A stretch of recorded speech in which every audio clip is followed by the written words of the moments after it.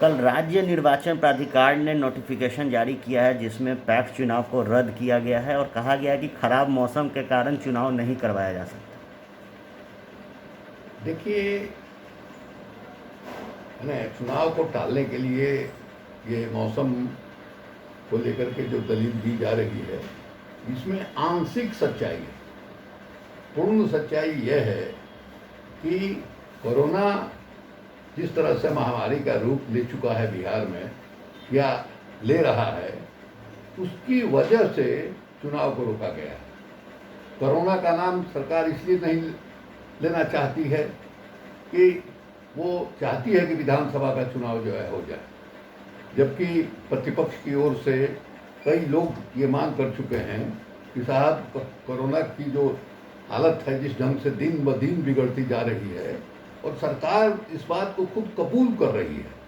आप याद कीजिए कि पहले पटना में ही लॉकडाउन था, अब सारे बिहार में लॉकडाउन हो गया। तो सरकार इस बात को स्वयं कबूल कर रही है कि कोरोना जो है यहाँ गंभीर रूप ले चुका है, इसलिए चुनाव को टाला जाना चाहिए। अब चुनाव को टालना नहीं चाहते हैं नीतीश कुमार। क्यों नहीं चाहते हैं?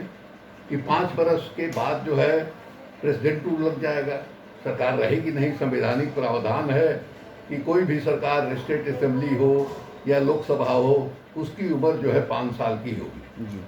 तो 5 साल के अंदर अगर चुनाव नहीं हो पाता है तो स्वभावतः वो असेंबली जो है वो विघटित हो जाएगी और राष्ट्रपति शासन लग जाएगा। अब उसके बाद फिर क्या होगा? एनडीए का जो आज स्वरूप है वही स्वरूप रहेगा। नीतीश कुमार का नेतृत्व असेंबली चुनाव के लिए एनडीए मान रही है, ये क्या उसके बाद भी मानेगी? ये कई सारे सवाल हैं जिनका उत्तर जो है आज नहीं मिल सकता है। लेकिन ये आशंका जाहिर कर रहा है कि अभी जो पैक्स का चुनाव होगा, या आप देखिए कि जो काउंसिल का चुनाव होने वाला है, जो ग्रेजुएट कंस्टिट्यूंसी का है, स्थानीय निकाय का जो क्षेत्र है, वो खाली है जी। यहाँ तक कि विधान परिषद के सभापति जो है वो उनका टर्म खत्म हो गया। यहाँ नीरज मंत्री हैं, उनका टर्म खत्म हो गया। अशोक चौधरी हैं, उनका टर्म खत्म हो गया। लेकिन सरकार चुनाव नहीं कराई। क्यों नहीं कराए? वही कोरोना का मामला है। तो एक तरफ आप जो सीमित मतदाता जहाँ हैं जिन चुनावों के लिए, वहाँ आप चुनाव नहीं करा पा रहे हैं, तो आप विधानसभा का चुनाव जो है कैसे करा पाइएगा? और अभी भी हालत एक्चुअली इतनी खराब है, बावजूद इसके कि पहले के मुकाबला टेस्ट जो है काफ़ी बढ़ा है, लेकिन देश के स्तर पर देखा जाए, राष्ट्रीय स्तर पर देखा जाए, तो बिहार एकमात्र ऐसा प्रदेश है जहां सबसे कम जो है कोरोना का टेस्टिंग जो है हो रहा है। और बहुत लोग आशंका व्यक्त कर रहे हैं कि ये सामुदायिक जो है संक्रमण का की ओर धीरे धीरे बिहार जो है बढ़ता जा रहा है।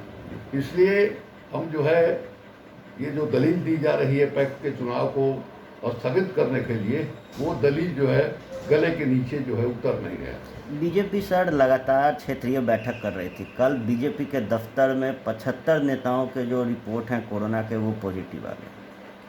देखिए, बीजेपी के यहाँ जिस ढंग से रैली जो है कि तय हो रही है, वहाँ आपके हमारे स्वास्थ्य मंत्री जी 4-5 दिन तक लगातार सुबह 10 बजे, 10:30 बजे से लेकर शाम को 6 बजे तक उसी दफ्तर में बैठे रहे। ये मीटिंग वो मीटिंग, लोग जो है, बिहार जो है भयानक रूप से तबाह है कोरोना को लेकर के, और स्वास्थ्य मंत्री जो है वहाँ मीटिंग में व्यस्त हैं। और नतीजा क्या दिखाई दे रहा है कि उस मीटिंग में जो संदेश दिया जा रहा है कि भाई सोशल डिस्टेंसिंग आप मेंटेन कीजिए, तो फोटो खिंचवाने के समय तो आप मास्क पहने हुए हैं, ज़रा कुर्सी एक दूसरे से दूरी पर रखे हुए हैं, लेकिन जैसे वो औपचारिक कार्यक्रम खत्म होता है, सबका आपस में मिलना जुलना, गप करना, ठहाका मारना, चाय पीना, ये सब होता है। बहुत स्वाभाविक है ये कोई अस्वाभाविक चीज़ हम नहीं मानते हैं।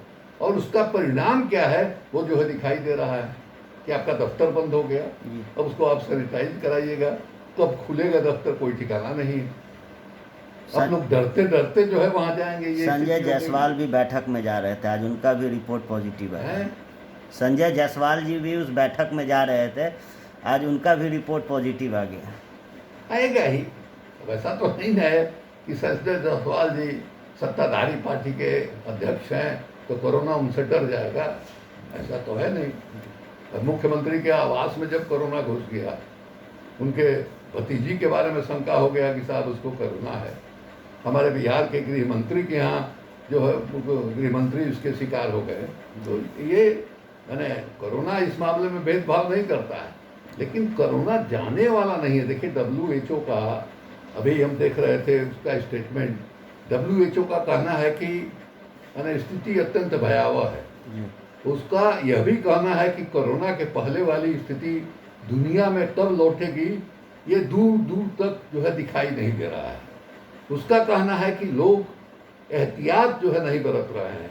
एहतियात क्या बरतना है भाई, कि आपको 2 गज की दूरी बनाकर रखना है, आपको मास्क पहनना है और आपको बार बार जो है हाथ धोना है साबुन से 20 सेकंड तक। अब ये इस देश में, देश का विकास जिस ढंग से हुआ है उसमें बड़ी आबादी ऐसी है जो ये एहतियात बरत ही नहीं सकती है। कई करोड़ लोग ऐसे होंगे जिनके यहाँ माने पानी, शुद्ध पानी की सुविधा नहीं है। इसी जहाँ हम लोग बैठ के बात कर रहे हैं, हमारे सामने जो है यहाँ से वहाँ तक जो है पॉलीथीन का मड़ई बना करके लोग रह रहे हैं। वहाँ सोशल डिस्टेंसिंग या हाथ धोने वाली बात या मास्क वाली बात हो सकती है क्या? तो मैंने विकास इस तरह से किया है कि एक तरफ ऐसे लोग हैं, बिहार में ही 2/3 ऐसे लोग हैं जो अपना भोजन खरीद नहीं सकते हैं। और खुद सुशील मोदी ने कहा है कि करीब 2/3 आबादी को हम लोग मुफ्त में जो है अनाज दे रहे हैं, 5 महीने तक अनाज देंगे, छठ तक हम अनाज देंगे, और इसके लिए पीठ थपथपा रहे हैं। ये तो शर्म आनी चाहिए कि 15 साल के आपके शासन काल में आपने अपने 2/3 नागरिकों को इतना सक्षम नहीं बना पाया कि उनको भोजन के लिए सरकारी खैरात पर निर्भर नहीं रहना पड़े। ये हालत है। तो इसलिए मैंने जो WHO का कहना है वो सचमुच जो है सही प्रतीत हो रहा है। और इस कोरोना का अंत कब होगा और कोरोना के पहले वाली दुनिया कब लौटेगी, ये कहना बहुत कठिन है। धन्यवाद।